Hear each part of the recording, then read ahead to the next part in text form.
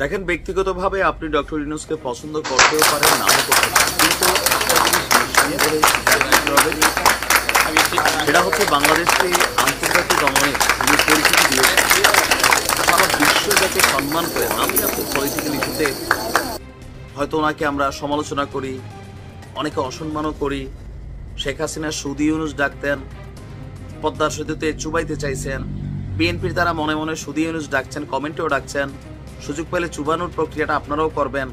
মানে অন্তরাত্মার একটা ভেতরের কথা আমার ধারণা এরকম যে এই পরিস্থিতিটা তৈরি হয়েছে। বাট বিশ্ব মহলে ডক্টর ইউনূসের মান সম্মান মর্যাদাটা কোন লেভেলের, এটার একটা দৃশ্যপট আমরা দেখলাম চীনে। স্ক্রিনের এক অংশে যে দৃশ্য দেখতে পাচ্ছেন, শুধু ভারত কেন জানি ডক্টর ইউনূসের পাত্তা দেয় না। আমাদের প্রেস সচিব, আমার কাছে মনে হয় একটু চিকেন ব্রেন টাইপের ওনার শফিক সাহেব, তিনি আপনার একটা বক্তব্য দিলেন যে চীনে যাওয়ার আগে ভারত সফরে যাওয়ার চেষ্টা করছিলেন ডক্টর ইউনূস, ভারতের থেকে সাড়া মেলে নাই। এই বক্তব্যটা এখন দেওয়া দরকার ছিল। এটা কি ওজন বাড়াইলো নাকি কমাইলো? ভারত পাত্তা দিচ্ছেন, এটা সত্য। কয়েক দফা বৈঠকের চেষ্টা করছে, বাট চীন তাদের ভূ রাজনৈতিক স্বার্থে হোক, ডক্টর ইউনূসের যেই ফিগার ক্যারিয়ার সেইটার কারণে হোক, এক বিরল সম্মাননা আমরা দেখলাম যে চীন তাকে দিচ্ছে।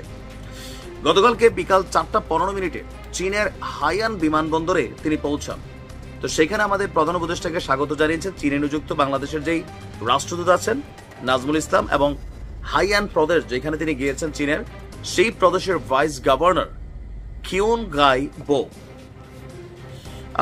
26শে মার্চ থেকে আগামী 29শে মার্চ তিনি আপনার চীন সফর করবেন।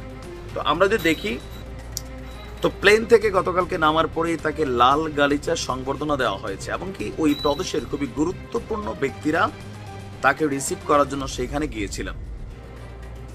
একটা ভিন্ন রকম জাঁকজমকপূর্ণ, ভাল লাগছে দৃশ্যটা দেখে।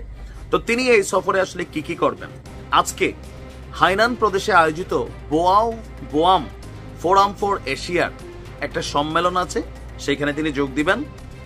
আর সম্মেলনের উদ্বোধনী প্লেনারি সেশনে বক্তব্য দিবেন তিনি। এছাড়া প্রধান উপদেষ্টার সাথে চীনের state councillor executive vice premier Ding জুজিয়াং এর একটা বৈঠক হবে আগামীকালকে গ্রেট হল অব দ্য পিপল। সেখানে চীনের প্রেসিডেন্ট শি জিনপিং এর সঙ্গে বৈঠকে বসবেন ডক্টর ইউনূস। একই দিনে হুয়াওয়ে কোম্পানির উচ্চ প্রযুক্তি সম্পন্ন এন্টারপ্রাইজ যেটা আছে এটা পরিদর্শন করবেন। এর পরের দিন 29শে মার্চ চীনের বিখ্যাত পিকিং ইউনিভার্সিটি তাকে সম্মানসূচক ডক্টরেট ডিগ্রি প্রদান করবে এবং সেখানে তিনি বক্তব্য রাখবেন। এরপরে বেজিং থেকে দিন শেষে সম্ভবত রাতের দিকে চীনের একটি বিমানে ঢাকায় ফিরে আসবেন। তো এই সফরে 6 থেকে 8টি সমঝোতা স্মারক, তারপর হচ্ছে সামরিক চুক্তি, অনেক কিছুই আমরা যতদূর শুনছি আসতে পারে। পাশাপাশি বেশ কয়েকটি প্রকল্পের অর্থায়নের জন্য বাংলাদেশকে $1 থেকে $2 বিলিয়ন ঋণ সহায়তা দিতে পারে চীন।